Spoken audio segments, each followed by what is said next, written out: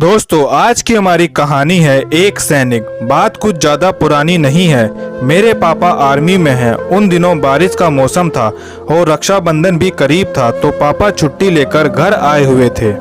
यूं तो पापा की कोई सगी बहन नहीं है, पर पापा के स्कूल की एक लड़की ने एक बार उन्हें भाई बोला था, तो पापा उन्हीं को बहन मानते थे और हर रक्षाबंधन पर उन्हीं से राखी बंधवाते थे।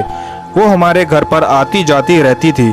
माँ को वो सगी भाभी मानती थी और मुझे खुद के बेटे से भी ज़्यादा प्यार करती थी, क्योंकि उनका भी कोई भाई नहीं था। तो हर बार की तरह इस बार भी वो हमारे घर पर ही राखी बांधने के लिए आई हुई थी। खैर, राखी का दिन आ गया। सुबह से ही बुआ पूजा कर रही थी पापा के लिए, क्योंकि पापा आर्मी में हैं, इसलिए उनके लिए बहुत पूजा की जाती है। खैर, जब मुहूर्त आया तो बुआ राखी लेकर पापा का इंतजार करने लगी। सुबह से कुछ खाया नहीं था, तो बुआ पापा पे गुस्सा हो रही थी और पापा उन्हें चिढ़ाने के लिए और लेट कर रहे थे। कुछ देर बाद और परेशान करने के बाद पापा बुआ के पास आकर बैठ गए और राखी बंधवा ली। जैसे ही बुआ ने मिठाई पापा को खिलाई, पापा ने पहले बुआ से बोला कि तू खा ले, सुबह से भूखी है, तू मेरा सर खाए जा रही है। खैर, इसी प्यारी सी नोक झोंक में माँ ने सबका खाना लगा दिया और सब साथ में खाना खाने के लिए बैठ गए। क्योंकि पापा ने भी सुबह से कुछ नहीं खाया पिया था, तो टेबल पर बैठते ही 2 गिलास पानी पी लिया। ऐसे पानी पीता देख बुआ ने कहा, क्या हुआ भाई, ऐसे खाने से पहले पानी मत पीजिए, वरना खाना आप सही से नहीं खा पाएंगे। माँ ने बोला, अरे सीमा, तुम्हें क्या लगता है कि तुम्ही ने सुबह से कुछ नहीं खाया था? तुम्हारे भाई साहब भी सुबह से बिना कुछ खाए पिए घूम रहे थे। बुआ, ऐसा क्या भाई, बोलना चाहिए था ना, मैं नहीं डांटती आपको। पापा, अच्छा चलो, अब जब तक भाई बहन को डांटे ना, तब तक भाई का खाना हजम नहीं होता। बुआ की आंखों में आंसू थे। उन्होंने पहला कोर तोड़कर पापा को खिलाया, फिर खुद खाना स्टार्ट किया। इतने में ही फोन की घंटी बजी। पापा पास में ही बैठे थे, तो उन्होंने फोन उठा लिया। उनकी बातों से पता चल रहा था कि हेड ऑफिस से फोन है। जब आपके पिताजी आर्मी में हैं और अगर हेड ऑफिस से फोन आ जाए तो ऐसा लगता है बहुत बुरा कुछ हुआ है। पूरा घर टेंशन में आ जाता है और बॉर्डर पे तनाव की वजह से उनकी छुट्टी रद्द कर दी गई है और उन्हें कल तक वापस रिपोर्ट करना है। बेस कैंप पर पूरे घर में तनाव था। अभी 10 मिनट पहले जहां भाई बहन की नोकझोंक हो रही थी, वहां अब सन्नाटा पसरा हुआ है। पापा जल्दी जल्दी अपना सामान पैक किया और निकल गए। पापा की एक आदत थी, पापा जब भी घर से बाहर जाते थे तो माँ से हमेशा बोलते थे कि यूं गया और यूं आया। माँ भी हमेशा बोलती थी इंतज़ार रहेगा। आज भी पापा ने यही बोला और चले गए। खैर, पापा के जाने के बाद घर में शांति हो गई थी। मैं भी थोड़ा थका हुआ था, तो जाकर अपने कमरे में सो गया। शाम को उठा, घर का काम करने के बाद बुआ को छोड़ने उनके घर चला गया। अगले दिन सुबह ही पापा का फ़ोन आया कि वो बॉर्डर पर पहुंच गए हैं। हम भी अब चैन से थे, पर मन में कहीं ना कहीं डर था कि कुछ बुरा होने को है। पापा को गए 2 महीने हो गए थे। 25 दिन बाद दिवाली थी और पापा ने पहले ही छुट्टी ले रखी थी घर आने के लिए। इस बार बहुत सालों बाद पापा दिवाली पर घर पर रहते, तो हमने बहुत तैयारियां शुरू कर दी थी। बाजार से नई नई झालर लाकर पूरे घर का एकदम अच्छे से सजा दिया। अब बस पापा के आने का इंतजार था। अभी भी 20 दिन बाकी थे। शाम को टीवी के आगे बैठकर न्यूज़ देख रहा था कि तभी पता चला कि बॉर्डर पर गोलियां चल रही हैं और 4 जवान मारे गए हैं। माँ ने घबराकर पापा को फ़ोन मिलाया। 3 बार में फ़ोन लगा, पर पापा ने नहीं उठाया। उधर से बुआ का भी फ़ोन आने लगा।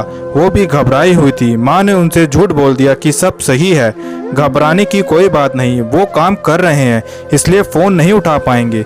बुआ से बात करने के बाद माँ ने दोबारा फ़ोन किया और इस बार पापा ने फ़ोन उठा लिया। उधर से गोलियों के चलने की आवाज़ आ रही थी, इसलिए उतना कुछ सुनाई नहीं दे रहा था, पर इतना पता चल गया था कि पापा सही हैं। खैर, रात हुई और सब थोड़ा बहुत खाना खाकर सो गए। क्योंकि बॉर्डर पर गोलियां चलनी बंद हो गई थी, तो पापा ने घर पर फ़ोन करके बता दिया था कि सब सही है और टेंशन ना लें, सब सो जाएं। वो जहां हैं वहां तक गोलियां पहुंच नहीं सकती, इसलिए वो सेफ हैं। सुबह हुआ और मैंने न्यूज़ देखने के लिए टीवी खोला, तो पता चला कि रात में दुश्मन के सैनिक बॉर्डर क्रॉस कर हमारे इलाके में घुस आए थे और कुछ सैनिकों को मार कर चले गए।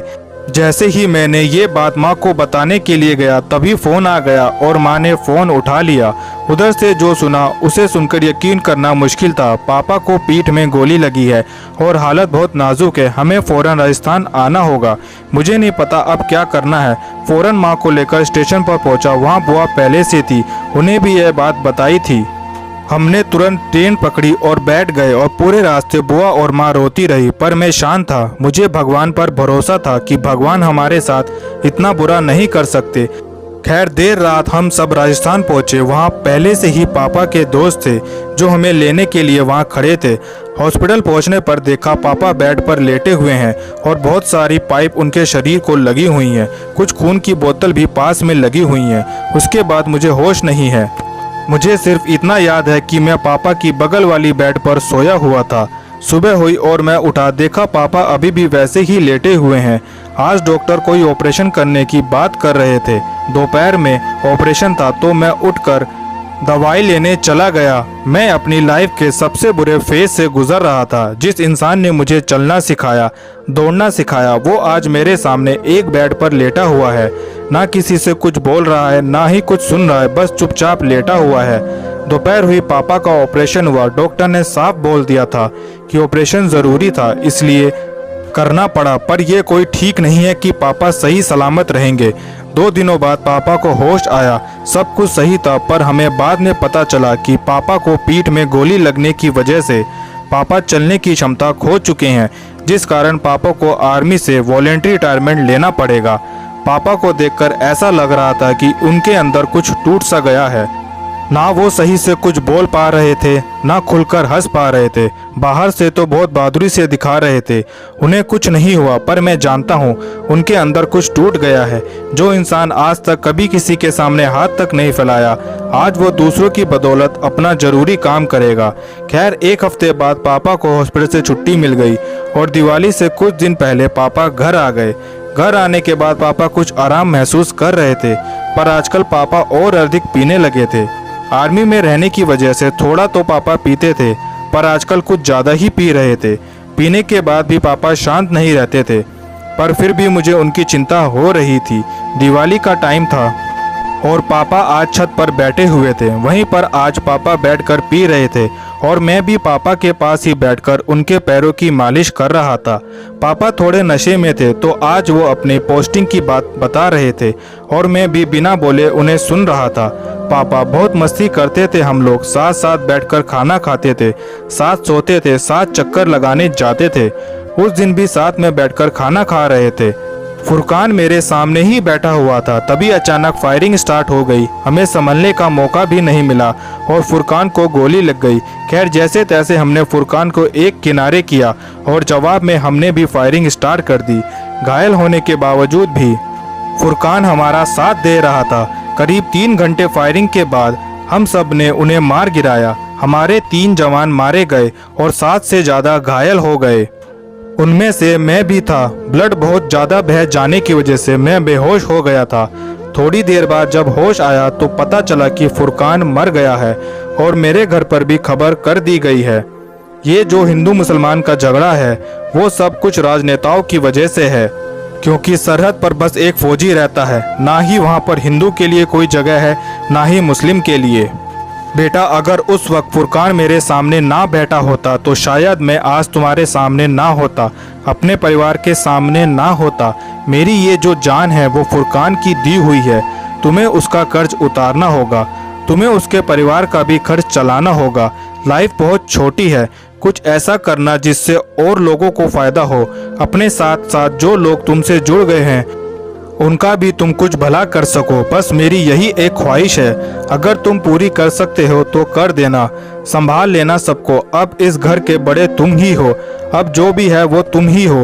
तुम्हें ही ये घर संभालना है। यह कहकर पापा की आंखों में आंसू आ गए और वे उसी तरह छत पर बैठे बैठे सो गए।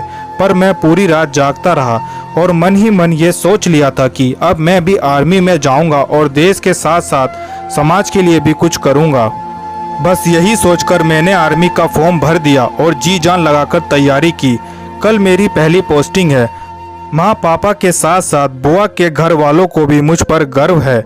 आज रात मैं पापा के पास वापस जाकर बैठा था।